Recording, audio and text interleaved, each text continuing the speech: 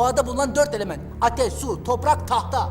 Tahta mı? Tahta tabii. Zoruna mı gitti?